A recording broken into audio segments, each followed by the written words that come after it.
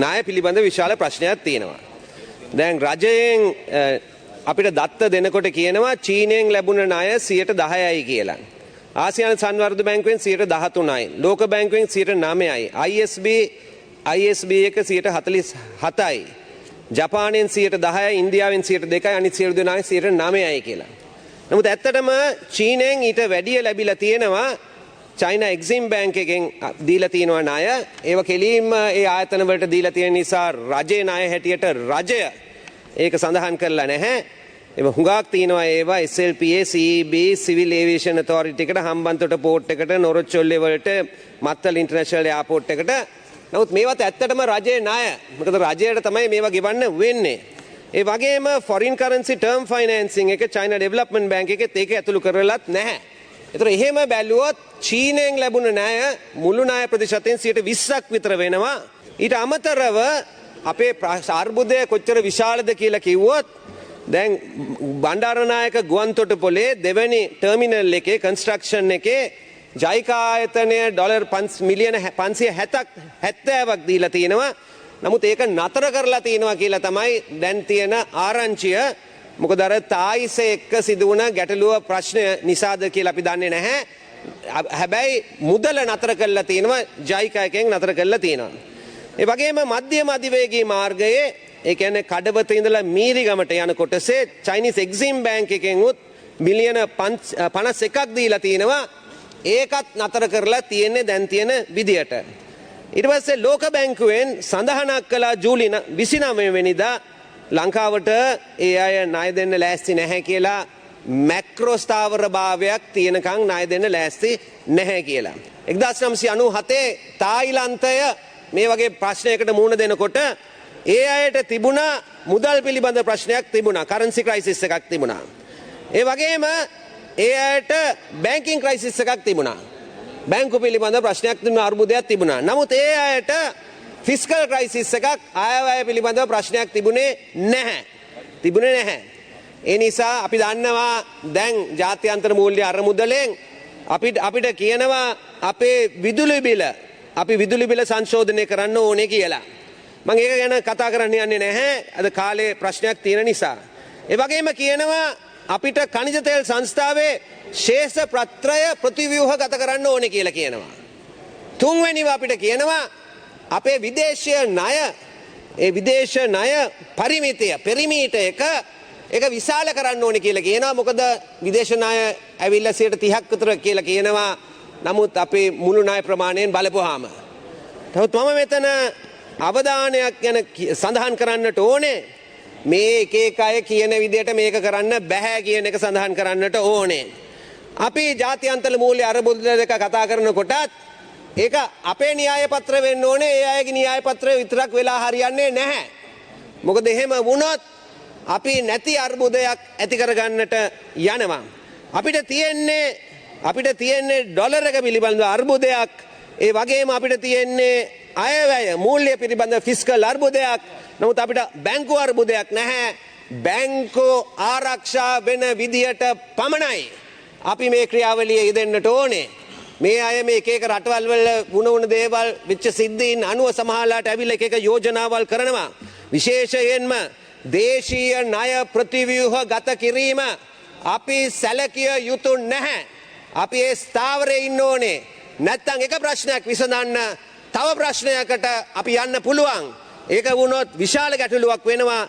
ඒ ගැටලුවෙන් එන්න දශකයක්වත් යයි. ඒ නිසා අපි ඒකට අසු නොවී සිටිය යුතුයි.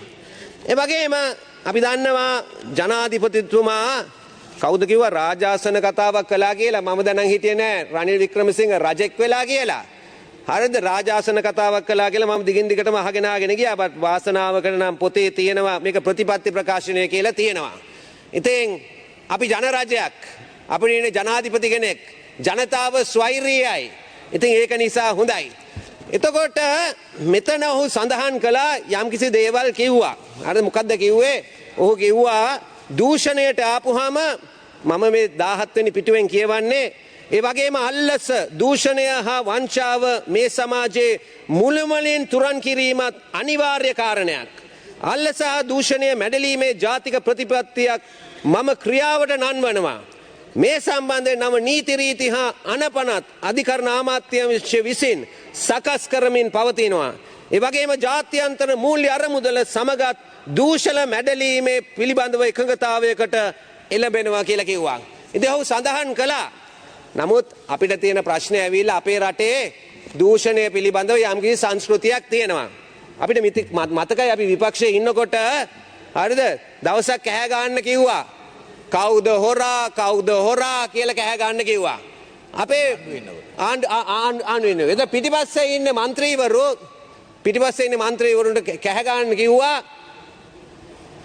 මහින්ද හොරා කියලා කෑ ගන්න කිව්වා. දැන් අගමැතිතුමත් මෙතන ඉන්නවා. අගමැතිතුමත් දැන් ඉන්නේ ජනාධිපතිතුමා ගැන දවසක් කිව්වා බැංකු හොරා කියලා කිව්වා. මම දන්නේ කවියක් කිව්වද සින්දුවක් කිව්වද ඇත්තටම කිව්වද නැද්ද කියලා.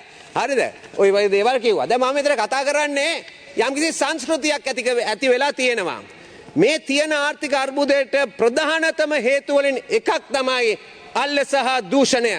දශක 4ක කාලයකට මේක අධ්‍යයනය කළොත් අපිට පැහැදිලි ප්‍රජාතන්ත්‍රවාදය, ජාතිවාදය, ආගම්වාදය, ජාතික ආරක්ෂාව කියන ඔය වචන ඉස්සරහට දාගෙන දේශපාලනයන් හා ඉහළම නිලධාරීන් දම්වැල් පුරුක්කක් වගේ අඩු වැඩි වශයෙන් මේ රටේ මහජන මුදල් කොතරම් කොල්ල කෑවද කියලා අපිට හොයාගන්න බෑ. මේක අපි වෙනස් කරන්නට ඕනේ. අල්ල සහ දූෂණය වෙනුවෙන් සම්පාදනය කරන නීති රාක්කවල පුස්කනවා රාක්කවල. ඒකෙන් මේ මිනිසුන්ට වැඩක් නැහැ. රාක්කවල දේශපාලන නායකයෝ අගුළු දාගෙන තියෙන්නේ. චෝදනාවට ලක්වන දේශපාලඥයෝ නිතරම තම සහවර නිලධාරීන් ආරක්ෂා කරනවා. නිලධාරීන් තමුන්ගේ දේශපාලනය හාම්පුතා ආරක්ෂා කරනවා. මේක ආත්මගත බැඳීමක්. මේ දෙන්න අන්තිමට නීතියේ සිදුරු අස්සෙන් රිංගනවා. අපි ඉතිහාසයේ පුරාම මේක දැකලා තියෙනවා. මං ඉල්ලීමක් කරනවා. නීතිඥ ප්‍රජාවෙන් මේ ඉල්ලීම කරන්නේ මේ මහ පරිමාණයේ වංචනීකයන් දූෂණීකයන් වෙනුවෙන් පෙනී සිටින්න එපා කියලා ඉල්ලීමක් කරනවා. දේශපාලඥයන්ට විතරක් රට හදන්න බෑ. වෘත්තීයවේදීන් ඉදිරිපත් වෙන්න ඕනේ. රට හදනවා නම් දූෂණය වළක්වනවා නම් අද රටත් වෙලා තියෙන ව්‍යසනය බලන්න මේ රට හදන්න නීතිඥයන් විදියට ඔබතුමන්ලාට විශේෂ වගකීමක් තියෙනවා. ඔබ නීතිඥයන් ලෙස අල්ලස දූෂණයට සම්බන්ධ අයට නීතියෙන් රිංගන්න සහන හොයන එක වැරදි කියලා කියන්නට ඕනේ. මේක ඔබ ආපස්සට හරවන්න ඕනේ. මේ ප්‍රශ්නේ අපි විසඳන්න යනවා නම් මේ රටේ වගේම දක්ෂ අවංක නීතිඥ මහත්වරු විනිසුරුවරුන් ඉන්නවා. ඕන් අපි අගයනවා. ඔවුන් මේ වෙලාවේ රට වෙනුවෙන් පෙරට එන්න ඕනේ. අල්ලස වංචාව දූෂණය නවත්වන්න ඔවුන් එකතු වෙන්න ඕනේ. ඉතින් අපිට ඕනේ අපිට නීති විතරක් මදි. ප්‍රාතික ප්‍රතිපත්ති විතරක් මදි. මේක කියෙව්වහම මට ප්‍රතිපත්තිය සම්පූර්ණයෙන්ම පැහැදිලි. අපි මේකෙන් යහට ගිහිල්ලා මේක ක්‍රියාවට දැන් යොදවන්නට ඕනේ. ක්‍රියාවට යොදවන්න ඕනේ. අපේ අලුත් අල්ලස් දූෂණයේ කොමිෂන් සභාවේ පනතක් තියෙනවා. 2019 දී ඒක හැදුවේ සියබොක් පනත. ඒක කොමිෂන් සභාව ස්වාධීන කරන්න. ඔය අල්ලස් දූෂණ කොමිෂන් සභාවෙන් කතානායක තුමෙනි එක ප්‍රසිද්ධ දේශපාලඥයෙක්වත් මේ රටේ එක ප්‍රසිද්ධ නිලධාරි කෙනෙක්වත් මේ රටේ නීතිය මාර්ගයෙන් දඬුවමක් ලබලා නැහැ. මේ රට ඇත්තටම එච්චර පිරිසිදුද? අරගලය කරන විරෝධතාවය පෙන්වන අය දිගින් දිගටම කියපු දේවල්නේ එකක් මේකයි. අද අලුත් ජනාධිපති කෙනෙක් ඉන්නවා. අලුත් ආණ්ඩුවක් තියෙනවා අද අපිට වෙනසක් කරන්න පුළුවන්. නමුත් මේක ප්‍රමුඛ කරන්නට ඕනේ. මේවා පස්සට දාලා හරියන්නේ නැහැ. ඒ නිසා කියනවා ඒ අල්ලස දූෂණට එරෙහි කොමිෂන් සභාවේ අලුත් නීතිය වහාම පාර්ලිමේන්තුවට ගේන්න. ඒක නීතිපති දෙපාර්තමේන්තුව එක තියෙනවා. ඒ වගේම වත්කම් බැරකම් ප්‍රකාශ කරන හුඟක් කතා කරලා තියෙනවා. මේක වැඩියෙන්ම දෙන්නේ ඔබතුමාටනේ. ඔබතුමාට තමයි වැඩියෙන්ම මේවා ගෙනල්ලා දෙන්නේ. පොඩි හැම එකේම පොඩි තියෙනවනේ අගුලක් ගහලා තියෙනවනේ. එතකොට කැබිනට් මණ්ඩලයට ගියාම ඇමති කෙනෙක් වුණාම ඒක දෙන්නේ ජනාධිපතිතුමාට.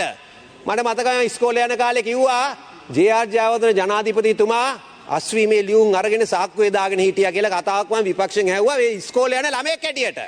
මං ඒ කාලේ ඇහුවා.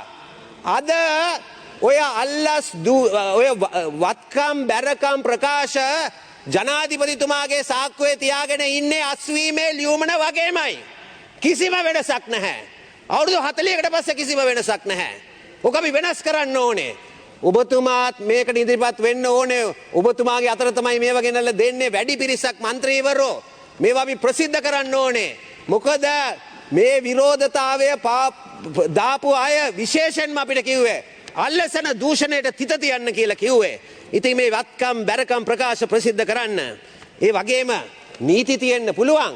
නමුත් නඩු දාන්නේ නැත්තම් මම ඇමති කෙනෙක් වෙලා හිටියා. නීතිඥ දෙපාර්තමේන්තුව මට උපදෙස් දෙනවා. ඊට පස්සේ මම ගිහිල්ලා හොරකම් කරනවා. ඊට පස්සේ නීති දෙපාර්තමේන්තුවෙන් බලාපොරොත්තු වෙනවා මට විරුද්ධව නඩුවක් දාන්න. ඔක වෙන්නේ නෑනේ. කොන්ෆ්ලික්ට් ඔෆ් ඉන්ට්‍රස්ට් එකක් තියෙනවානේ. ඊට පස්සේ සමහරට නඩු දානවා. ආණ්ඩු වෙනස් වුණාම මොනවද කරන්නේ? ඊට පස්සේ නඩු අස් කරගෙන යනවා. මේ රටේ මේ හැමතිස්සෙම මේ 225ට ඇඟිල්ල දික් කරලා වැඩක් නැහැ. වැඩක් නැහැ. ඕක කරන්නේ අනිත් අය නිදහස් වෙන්න. මේ රටේ නීති ක්ෂේත්‍රයේ ඉන්න අය ඒකට වග කියන්න ඕනේ. වග කියන්න ඕනේ. ඒ කියන්නේ විනිශ්චය කරන අය, නීතිපති දෙපාර්තමේන්තුවේ ඉන්න අය, ඒ වගේම නීතිඥ මහතුරු අපි ඔක්කොම එකතු වෙන්න ඕනේ. එකතු වෙලා තමයි අල්ලස දූෂණයට තිත තියන්න ඕනේ. මොකද අපිට විරුද්ධව චෝදනාව තියෙන්නේ. ඒ නිසා ඒ අය ක්‍රියා කරන්න ඕනේ. මේක කරන්න අත්‍යවම අවශ්‍යයි කියලා ක්‍රියා කරන්නට ඕනේ. ඒ නිසා ස්වාධීන නඩු පවරන්නන්ගේ කාර්යාලයක් ඕනේ. ඒක නීතිපති දෙපාර්තමේන්තුව විතරක් පවරන්න බෑ. ඔක මම දිගින් දිගටම කියනවා. හුඟක් අය නිදහසට කරුණු කියනවා. මෙතන අද අධිකරණ ඇමතිතුමා ඉන්න නිසා මම කියනවා අවම වශයෙන් ස්වාධීන රාජ්‍යයේ නඩු පවරන්නන්ගේ කාර්යාලයක්වත් දාන්න බැරි නම් ස්වාධීන අල්ලස් පවරන්නන්ගේ කාර්යාලයක් දාන්න කියලා. අල්ලස් පවරන්නන්ගේ කාර්යාලයක් දාන්න. ඒක කරන්න පුළුවන්. ලෝකයේ අනිත් රටවල් වල ඒක කරලා තියෙනවා. ඒක වහම කරන්න පුළුවන් දෙයක්. අඩුම ගානේ එතකොට අල්ලස දූෂණේ ඒකට හරි කොටු කරගන්න පුළුවන්. පස්සේ ගේන්න පුළුවන් එහෙනම් ස්වාධීන රජයේ නඩු පවරන්නන්ගේ කාර්යාලයක්. ඒ වගේම මතයක් තියෙනවා මේ අපි හොරගම් කරපු දේවල් අපි ඇමතිවරු മന്ത്രിවරු හොරගම් කරපු දේවල් මේ රටේ විතරක් නෙමෙයි ඉඩම් මාලිගාවල් ගැන විතරක් නෙමෙයි පිට රටවල් වලත් ඕවා හංගගෙන ඉන්නවා කියලා කතාවක් තියෙනවා. දැන් කතාවක් තියෙනවා ඒකෙන් කොටසක් ඩොලර් හිඟයක් තියෙන නිසා එක එක ක්‍රමවිදින් රට තුළට එනවා කියලාත් කතාවක් තියෙනවා. එක එක ක්‍රමවලින් ඒව එනවා කියලා. ඉතින් මේ සොරාගත්ත පොදු වත්කම් අය කිරීමේ වැඩපිළිවෙලක් තියෙනවා එක්සත් ජාතීන්ගේ සංවිධානයටයි ලෝක බැංකුවටයි. නමුත් මම ඒකෙන් යහට යනවා. ඒ වැඩපිළිවෙල කරන්න අපි වහම කරන්න ඕනේ. මම ඒකෙන් යහට යනවා. මම කියනවා අපි මේ රටේ ඒක නීතිගත කරමු. ඒකට හේතුවක් තියෙනවා. හේතුව මේකයි. ඉතිහාසය දිහා බැලුවොත් පිනෝෂේ ඉඳලා ඉතිහාසය දිහා බැලුවොත් ඔය හොරකම් කරපු ඒවා සාමාන්‍ය විශාල මට්ටමින් හොරකම් කරන්නේ ඉතින් ඉහළම මට්ටමේ හිටපු අයනේ ජනාධිපතිවරු අගමැතිවරු ඇමතිවරුනේ පහළ මට්ටමින් හිටියෝ ගස් කපන එකයි වැලි කපන එකයි ওই වගේ පර්මිට් අරගෙන සල්ලි හොයන ඒවානේ කරන්නේ පහළ මට්ටමේ මං කියන්නේ මේ ඉහළ මට්ටමේනේ ඒවා පිටරට හංගන්නේ නැහැනේ මේවා පිටරට හංගන දේවල්නේ එතකොට ඒක ගේන්න අවශ්‍යයි හැබැයි ඉතිහාසය දිහා බැලුවොත් කතානායකතුමනේ සමහරට අවුරුදු 10ක් 15ක් 20ක් 25ක් යනවා එහෙම නෙමෙයි මේක ඉක්මනට කරන්න ක්‍රමවේද තියෙනවාද මම ඒක ඔක්කොම සභාවේ කියන්නේ නැහැ ආණ්ඩුව එක්ක සාකච්ඡා කරනකොට ඒවා කියන්නම් ක්‍රමවේද තියෙනවා නමුත් ඒක කරන්න ආයතනයක් ඕනේ බලතල දීලා ආයතනයක් ඕනේ මේ හොරු අල්ලනකොට පිට රටවල් වල ඉන්න හොරු අල්ලනකොට අපේ අයව පුහුණු කරලා අපේ අයට ඒක ගිහිල්ලා කරන්න නීතිය ගැන වෙන්න පුළුවන් මූල්‍ය ගැන වෙන්න පුළුවන් ෆොරෙන්සික් ගැන වෙන්න පුළුවන් ඒක කළාම තමයි අවුරුදු 20 30 යන්නේ හැබැයි ඉක්මන් ක්‍රම විදි තියෙනවා විශේෂ ආයතන තියෙනවා විශේෂ නීති සමාගම් තියෙනවා මේක පිළිබඳ විතරක් විශේෂත්වයක් තියෙන ඒ අයව අපිට පාවිච්චි කරන්න පුළුවන් අනික් එක මේ රටේ අධිකරණයට ඉදිරිපත් කරන්න නෙමෙයි ඒ රටවල් වල අධිකරණයට කෙලින්ම ඉදිරිපත් කරන්න ඉක්මන් ඒක කරලා ඒ රටවල් වල තීන්දුව ගන්න පුළුවන් මේ හොරකම් කරපු අය මේ මං කතා කරන්නේ දේශපාලනයන් ගැන විතරක් නෙමෙයි නිලධාරී ඉහළ නිලධාරීන් අපි දේශපාලන අවුරුදු 5න් පාඩ පන්නන්නවත් පුළුවන් ඡන්දෙන් මේ නිලධාරීන් අවුරුදු 20ක් 25ක් එක තැන ඉන්නවා ඒ අය ඔක්කොම වග කියන්න ඕනේ මේ අර්බුදයට. ඉතින් ඒ නිසා තමයි මම කියන්නේ අධිකරණ ඇමතිතුමාට අපි ඒක නීතිගත කරන්න බලන්න අවශ්‍යයි. ඒ වගේම මේ ජාත්‍යන්තර අරමුදල එක්ක දැන් අපි යනවා දැන් එකඟත්වයකට යනවා. ඔය එකඟත්වයට යනකොට හරිද මම කියන්නේ මේක කාපට් එක යට දාන්න යන්න එපා. මොකද ඒගොල්ලෝ ඒක සඳහන් කළා මේ අල්ලස දූෂණයට විරුද්ධව ක්‍රියා කරන්න ඕනේ කියලා. එතකොට ඩයග්නොස්ටික් ටෙස්ට් එකක් කරනවා වගේ ඒවා ඇවිල්ලා මේ රෝගයක් තියෙනකොට හරිද රෝගයේ විනිශ්චය පරීක්ෂණය අවශ්‍ය නැහැ. හරි මට තව ටිකක් කල් ගන්නවා. හරි. එතකොට ඩයග්නොස්ටික් ටෙස්ට් එකක් රෝග විනිශ්චය පරීක්ෂණ අවශ්‍ය නැහැ. මේ රෝගය ඔක්කොමලා දන්නවා රටේම ඔක්කොමලා කියනවා අපි රෝගී කියලා. මේක විනිශ්චය කර ඉන්න ඕනේ නැහැ. ඔය කල් දැමීමේ දේවල් වලට යන්න එපා කියලා මම අලුත් රජෙන් ඉල්ලීමක් කරනවා. මේක ඉස්සරහට දාන්න. මේක තමයි ඉතිහාසයේ අපිට තියෙන අවස්ථාව. මේක පිරිසිදු කරන්න තියෙන අවස්ථාව. මේක ඉස්සරහට දාන්න. මොකද කල් දාන්න නම් හරි ෂූරයි කොමිටුවක් දායි ඊට පස්සේ කියයි ඩයග්නොස්ටික් ටෙස්ට් එකක් අපි කරමු ඔය ක්‍රමයට යයි. ඉතින් ජනාධිපති රනිල් වික්‍රමසිංහගේ ආණ්ඩුවට හොරු ආරක්ෂා කිරීමේ චෝදනාවක් නැත්තම් ඒ වගේ හැඟීමක් තියෙනවා රට තුල. මම කියන්නේ ඒක අපිට ගැලවෙන්න පුළුවන්. අප ගැලවෙන්න පුළුවන්. ජනාධිපතිතුමාට ඒකෙන් ගැලවෙන්න පුළුවන්. ජනාධිපතිතුමා මේක ප්‍රමුඛ කළොත් මේවා ඉස්සරහට ගෙනල්ලා මේවා ක්‍රියාත්මක කළොත් ඒකෙන් ගැලවෙන්න පුළුවන්. I want to say that in the speech that the president gave, the policy statement, in page 14 he said it is essential to completely eliminate bribery, corruption and fraud from our society. I will implement a national policy to combat bribery and corruption. New rules, regulations and orders in this regard are being prepared by the Ministry of Justice. A consensus will be reached with the International Monetary Fund regarding combating of corruption. My plea is this. This is there. What we need to do is actually bring it to the forefront. We can't put a statement. This agenda is not the International Monetary Fund's agenda. This should be our agenda. We have had protesters in this country for months. This is the only country in the world that the chief executive, the president of the country, had to vacate and flee the country because of protesters. This is not a normal situation. This can recur if we collectively as a parliament don't take the right steps. What's the problem? Opposition and government could get together. We could work on anti-corruption measures. Let's not go to the place because the public have a feeling that we are protecting each other. We shouldn't be doing that. We are there to protect the public. We have come to do public service. And therefore, I'm calling upon the government to quickly bring the new Seabok law, because that law makes Seabok independent. In 28 years of Seabok, we haven't had a single prominent politician or official being convicted. We must make assets and liabilities publicly available so that they could be audited. If there is a necessity, they could be audited.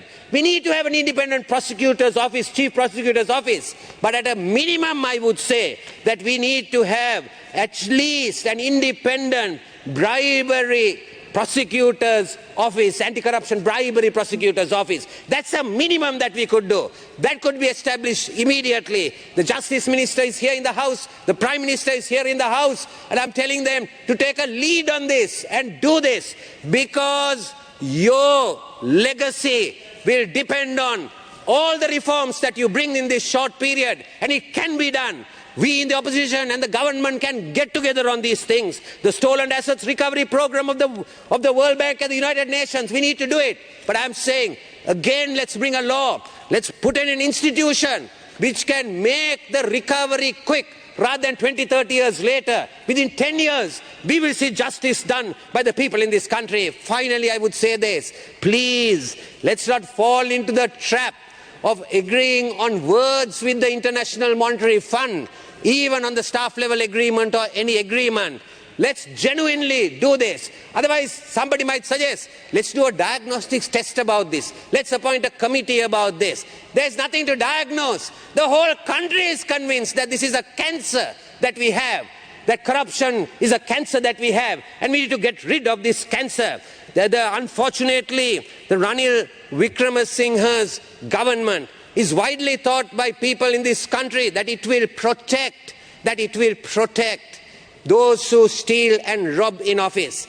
That's a perception. But let's correct the perception. If we give priority and we bring these laws and create an office of prosecution, it will take away that image. It will take away that image and the country will go forward. Because if we do this, just like you are doing some of the other reforms, if you do this, I'm sure the international community will come around in supporting us to get out of this problem in a short period rather than suffering for a decade. You're watching the Lifetraveler channel.